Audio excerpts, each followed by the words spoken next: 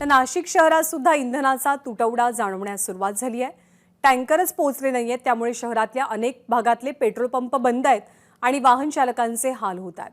आढावा घेत वाहन चालकांच्या समस्या जाणून घेतल्यात प्रांजल कुलकर्णी यांनी। विविध मागण्यांसाठी खरं तर टँकर चालकांनी संप हा पुकारलेला आहे आणि खरं तर या संपाचे परिणाम जाणवायला सुरुवात झाली आहेत। आपण जर पाहिलं तर नाशिक शहरामध्ये अशा प्रकारे अनेक पंप जे आहेत ते बंद असल्याचं चित्र बघायला मिळतंय।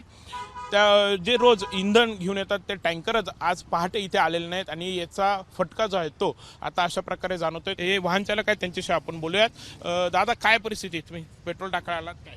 पेट्रोल टाकायला आलो होतो, परंतु आता केव्हाचा उभा आहे तरी अजून पेट्रोल पंप उघडलेला नाही आणि याच्या पेट्रोल पंप जर पंपावरती आम्हाला पेट्रोल नाही मिळालं तर आम्ही रिक्षा चालकांनी काय करायचं? दिवसभरामध्ये आमचे जे 1500 रुपयाचा जो व्यवसाय होतो तर आमचा प्रपंच कसं काय भागवायचा आम्ही? याच्यावर सरकारने काहीतरी तातडीचा निर्णय घेतला पाहिजे आणि आमच्यासारख्या मध्यमवर्गीय लोकांना याची जी गरज आहे ती आमची भागवली गेली पाहिजे। दादा, काय परिस्थिती?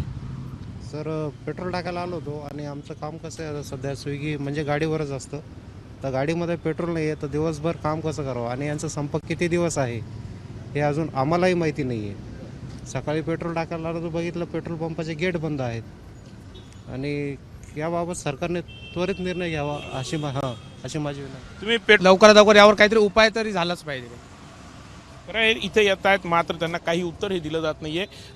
तुम्ही आलात पेट्रोल टाकायला आलात, काय परिस्थिती, काय सांगितलं? परिस्थिती सांगायची झाली तर विषय असा आहे की ॲक्च्युली सरकारच बकवास आहे। आपण माणसं पाहून मतदान देतो, हे यांच्या पैशासाठी या सरकारमध्ये जा त्या सरकारमध्ये जा, म्हणजे माझं तर एवढं मत आहे की आज कुठल्याही व्यक्तीचं मतदान वाया गेले नाही। म्हणजे जर तुम्ही BJPचे असेल तर BJPचा मुख्यमंत्री झाला, राष्ट्रवादीचा मुख्यमंत्री झाला, शिवसेनेचा मुख्यमंत्री झाला, सामान्य नागरिकांचं मरण होते। आज आम्हाला जॉबवर जायचे, आज गाडीमध्ये पेट्रोल नसल्या कारणाने आम्ही मार्केटिंग करू शकत नाही, त्याच्यामुळे आमचं आज रोज जो आहे त्याचं नुकसान होणार। आज आमची सुट्टी पडली, उद्या सुट्टी पडली तर आमचं सामान्य नागरिकांच्या पोटाचा प्रश्न निर्माण होऊन जातो।